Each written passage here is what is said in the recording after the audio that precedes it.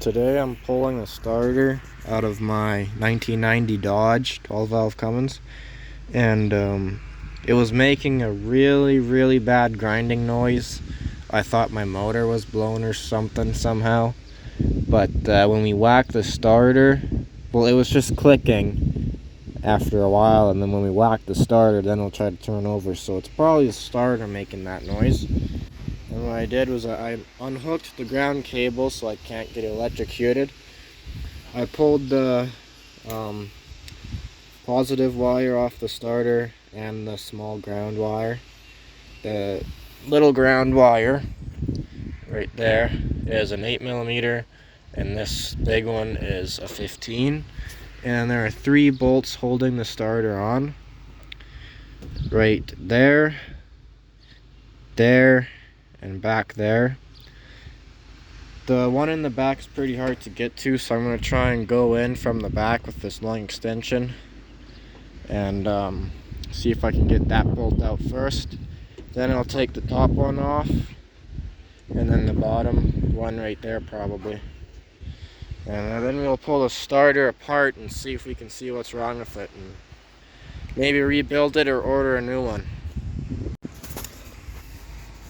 Well, I got the back bolt out. I just laid under the truck with a long extension, stuck it on there, put the ratchet on. The bolts are tight, but I got it loose and off. And then I loosened that one almost all the way out. I loosened that one almost all the way out, and then I finished taking that one off. I'm gonna go get my dad to undo that top bolt while I catch the starter underneath, and then we'll see how it looks. Also, I pressure washed the whole area down there because it was really dirty.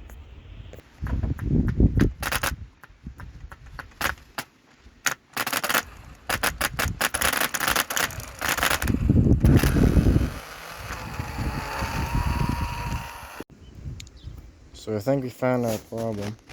These brushes here are seized and not springing back like these ones. So we're going to clean this up, try to get this moving again. If not, I'll have to order the kit that comes with all these contacts and stuff. It's also really dirty inside. So actually these aren't seized, they're just super worn out. Yeah, they're just fucking worn out. There's nothing left. We pulled this plunger or solenoid out, and it looks like they might have replaced it before, because this is a larger contact area than the original, I think. But I'll put that back together and order a rebuild kit for it. So I went online, I called probably 5 different places. Most people didn't have any starter rebuild kits, and then online they had a couple. They were about 130 bucks for a rebuild kit, and the problem was it was going to take over a month to get here, about a month and a half on some of them. So I decided to say screw it, and I went broke. I bought a starter, 320 bucks at Lordco. They had one in stock, and I'm going to throw it in, and hopefully my truck will start and not make that horrible grinding and crunching noise that I think was from the starter.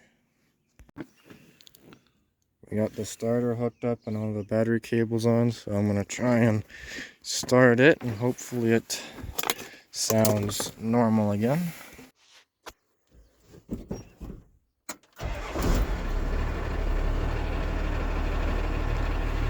And it starts way faster than it used to.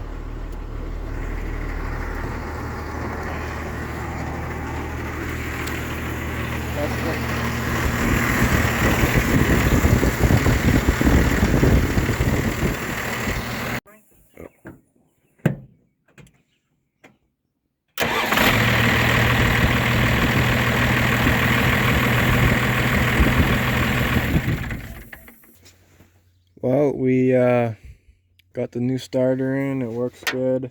Starts a lot faster than it used to. It's a good thing that crunching and grinding noise was coming from the starter, not the motor. And getting the starter in is pretty straightforward.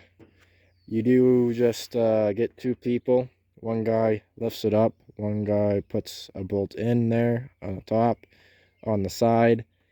Don't tighten it. And then you have to wiggle it into the perfect spot to get the bolt between the starter and the block in.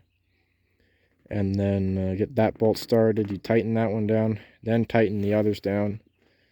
And then you'll just throw your wires on. Throw some grease on that contact if you can. Keep it from corroding. And then you're good to go. It's not that hard. Might be a bit of a pain in the ass to do the back bolt, but oh well. Thanks for watching, and bye.